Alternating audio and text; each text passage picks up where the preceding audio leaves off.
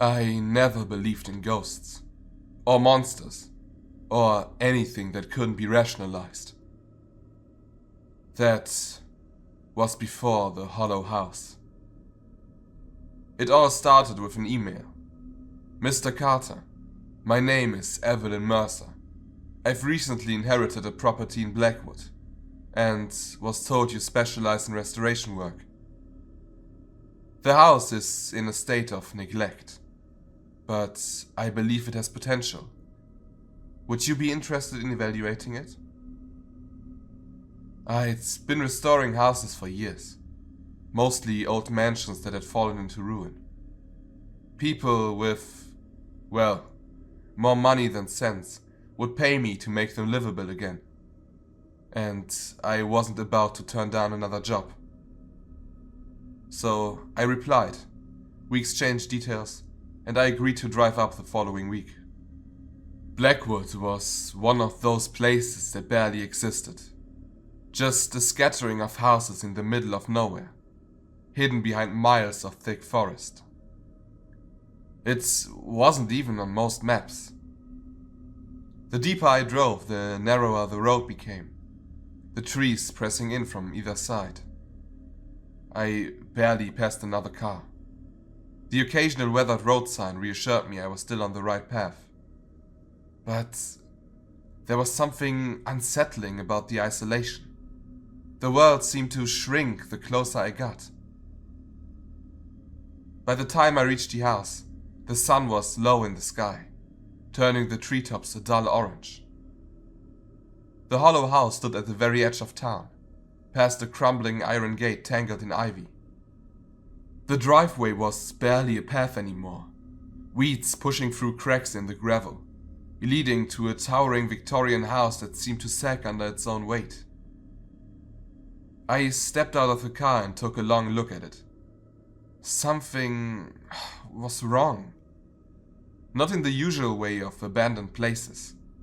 I'd been inside houses on the verge of collapse, where ceilings caved in and mold devoured the walls. But this wasn't like that. This house felt empty, not just abandoned, hollow, as if the space itself wasn't really there, like a hole carved into the world. Evelyn was waiting for me on the porch, wrapped in a thick coat despite the mild weather. She was young, maybe early 30s, her dark hair pulled into a loose bun.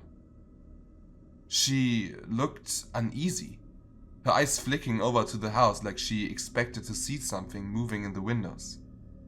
"You're Carter?" she asked, her voice quiet. "That's me."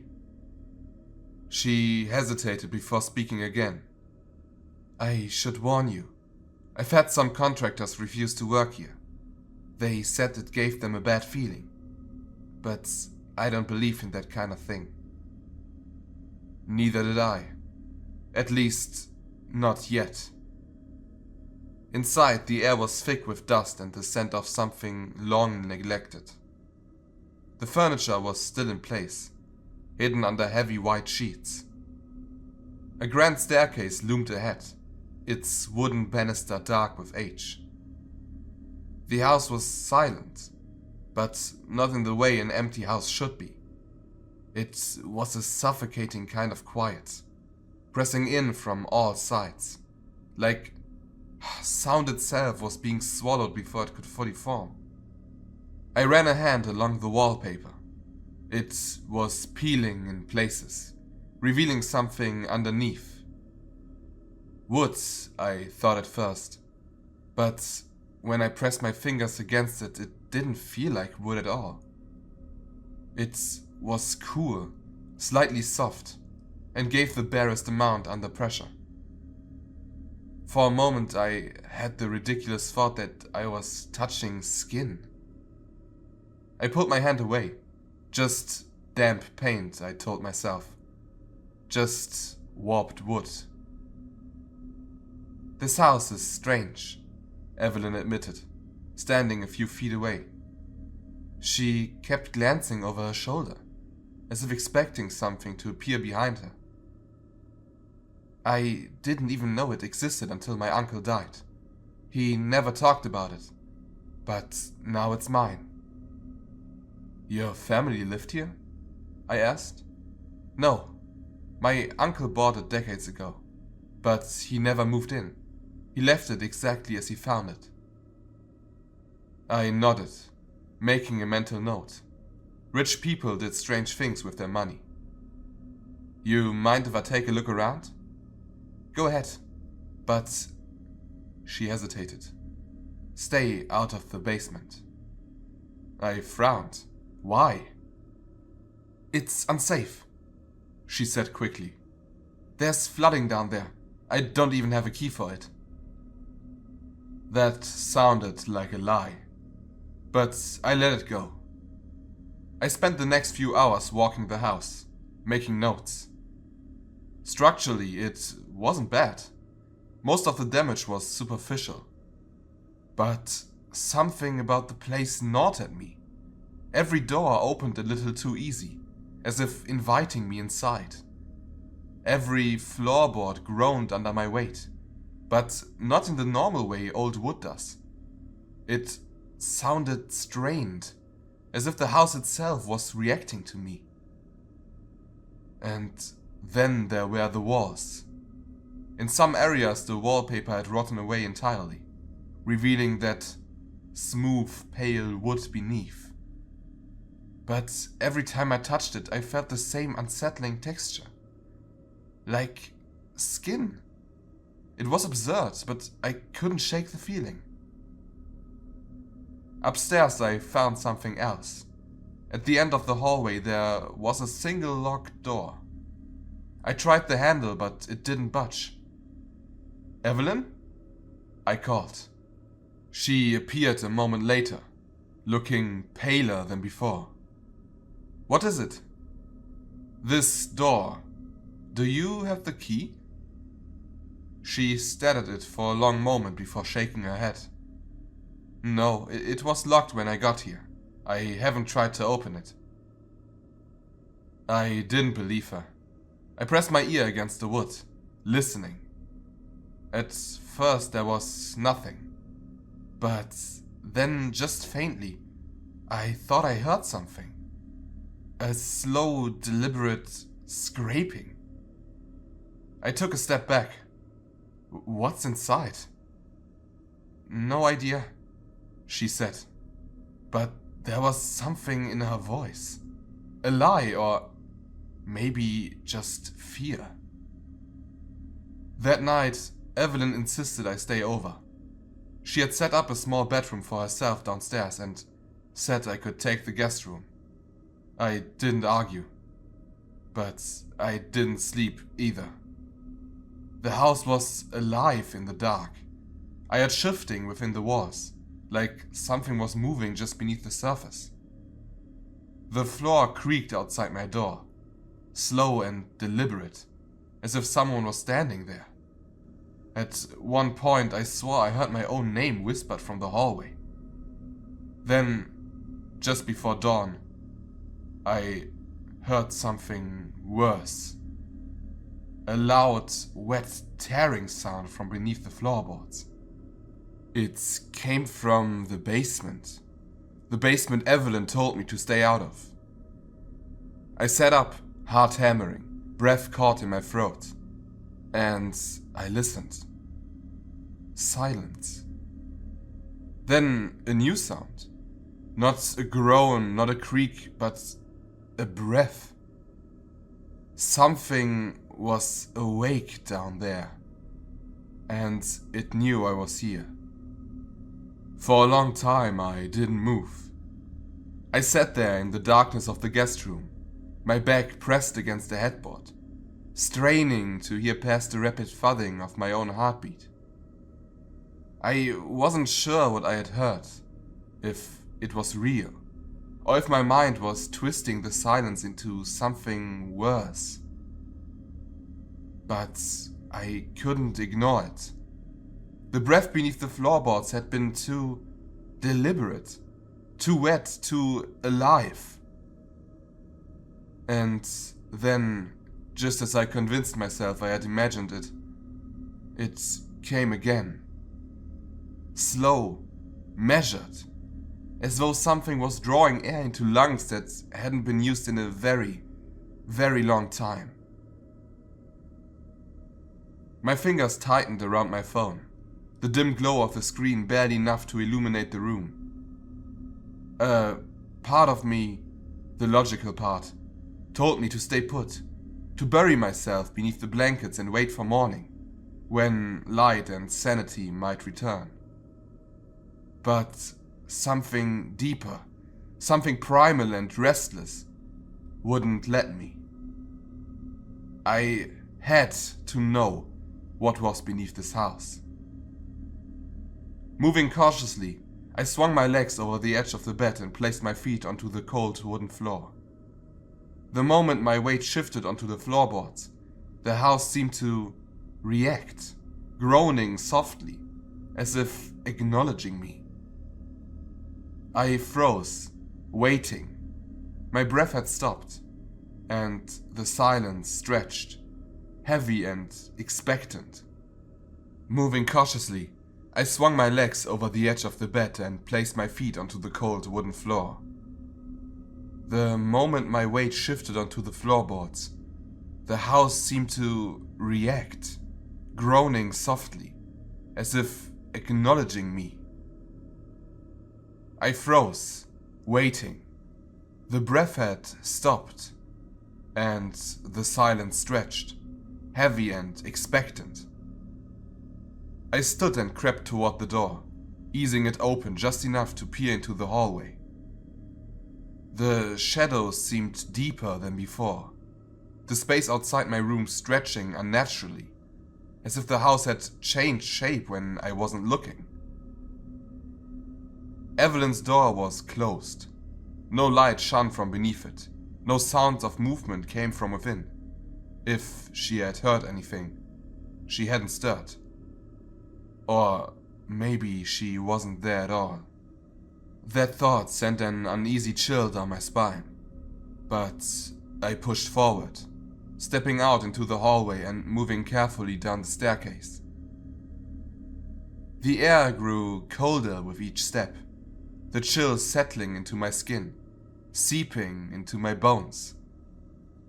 It felt unnatural, like something beyond simple drafts and neglected heating. This was the cold of something old, something untouched by warmth for far too long. I reached the ground floor, barely breathing. The house seemed to shrink around me, the walls pressing inward, the ceiling lower than I remembered. The dim light from my phone cast long shadows that flickered and curled at the edges, twisting in ways that made my stomach clench. Then, as I approached the back of the house, I saw it. The basement door. It looked older than the rest of the house, as though it had been part of something else before being placed here.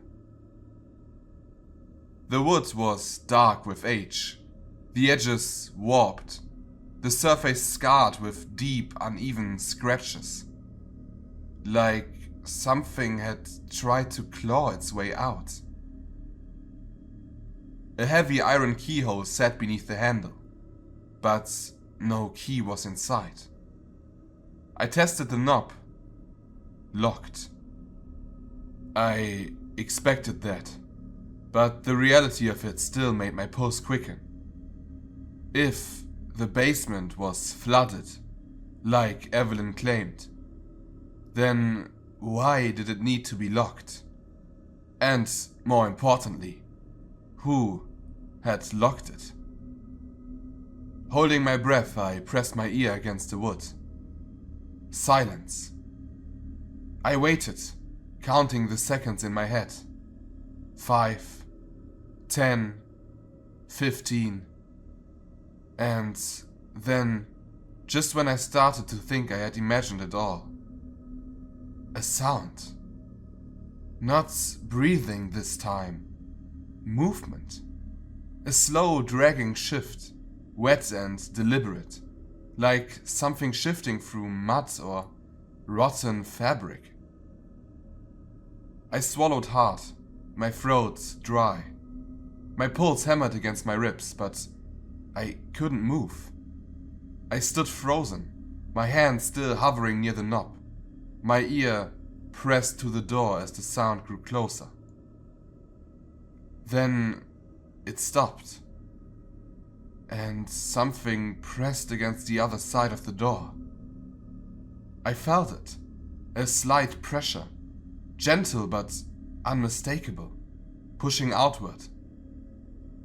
The realization hit me all at once. Whatever was in the basement wasn't just moving, it was reaching. And then, without warning, a whisper.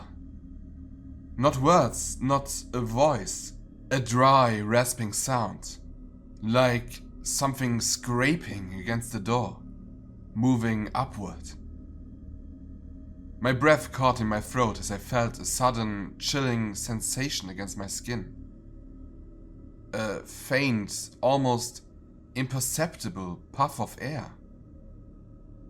It was coming from the keyhole. Something was breathing through it. I stumbled back, my body reacting before my mind could catch up. My feet nearly tangling as I turned and rushed back toward the staircase. I didn't look back. I couldn't. Every part of me screamed that if I turned around, if I so much as glimpsed what was behind me, I wouldn't survive the night. I reached Evelyn's room and pounded on the door. "Evelyn!" I hissed, barely keeping my voice steady. "Wake up, something is in the house!" No response. I hesitated only a second before turning the handle. It wasn't locked. I shoved the door open, expecting to see her sit up in alarm, but the bed was empty. The blankets were still tucked in, the pillow undisturbed. It didn't look like anyone had slept here at all. A sickening dread settled in my stomach. "Evelyn?" I whispered. No answer. And then from downstairs, the sound of a lock turning. I stiffened. The basement door.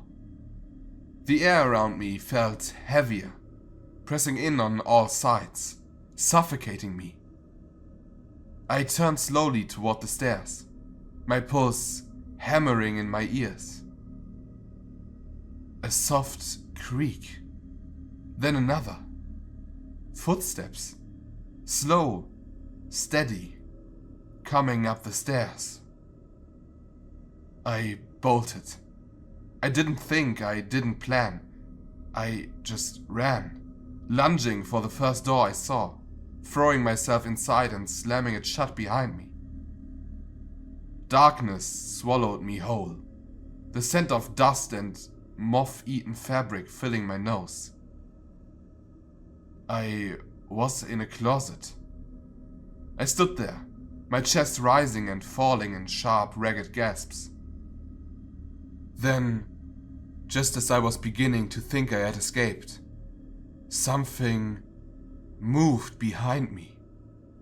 The coats, the hanging fabric, shifted softly, as though something had just slipped between them. I barely had time to react before I felt it. A breath, right against my ear. I exploded out of the closet, stumbling into the hallway, barely catching myself before I hit the floor. My gaze flicked downward, and my stomach dropped. The walls, the floors, even the ceiling, they weren't wood. The entire house was pulsing, alive. And then I saw it. A shape emerging from the dark hallway. Not Evelyn. Not even human. Its limbs were too long. Its head tilted at an unnatural angle. Its body blending seamlessly into the shifting, breathing walls, as though it had always been part of them. It opened its mouth, and the sound that came from it wasn't a voice, but a deep, hollow vibration that echoed through the house itself. "Welcome home, Carter." I didn't even have time to scream, because in the next instant, the world collapsed around me.